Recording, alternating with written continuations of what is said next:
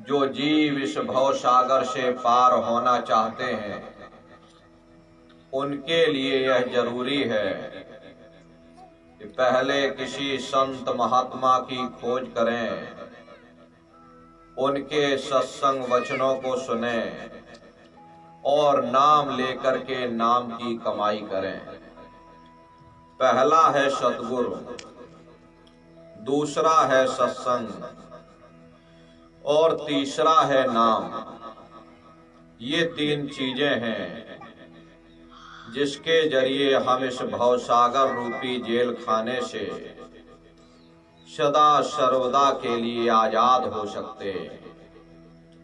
इसीलिए महात्मा प्रेम से समझाते हैं कि भाई सतगुरु का नाम पुकारो, सतगुरु को हियरे धारो, यानी अपने सतगुरु को हर पल हर क्षण याद करते रहो, श्वास श्वास पर उसका सुमरन करते रहो। लेकिन जीवों का दुर्भाग्य है कि हम दुनिया के जीव दुनिया का ही सुमरन करते हैं। हर इंसान अपने अपने काम का सुमरन करता।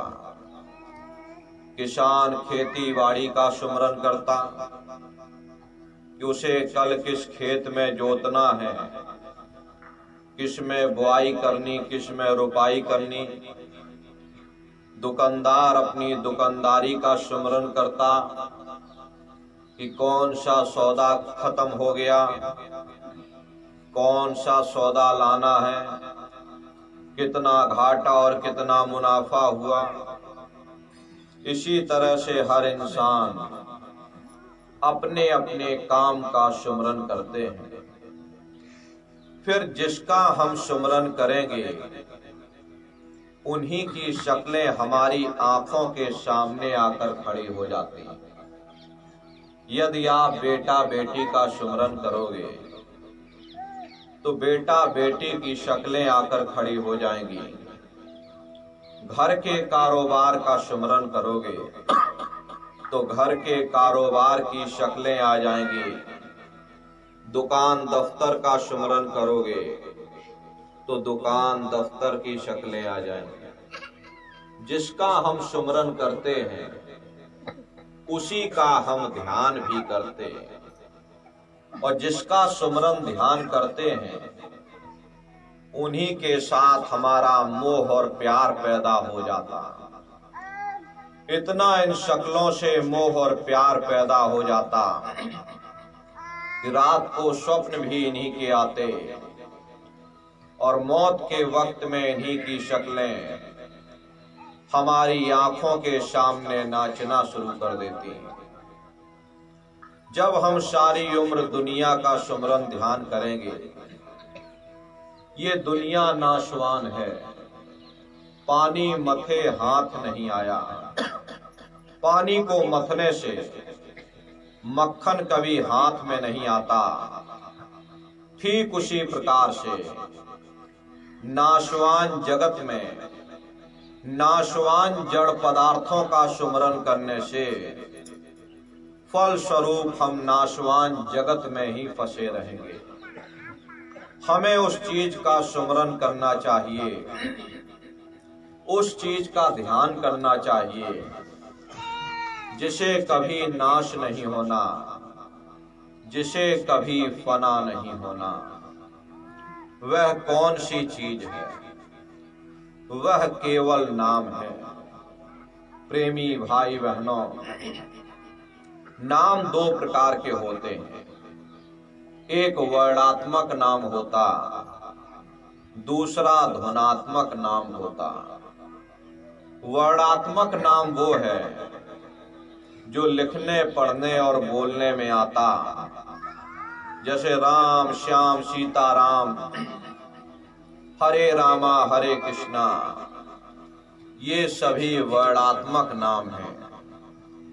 लेकिन संत महात्मा उस ध्वनात्मक नाम की महिमा गाते हैं जो न लिखने में आता है न जवान से बोलने में आता, जब आप उस नाम की कमाई करोगे तो सबसे पहले आपके हाथ और पैर शून्य हो जाएंगे, यहां तक कि आपका पूरा शरीर शून्य हो जाएगा।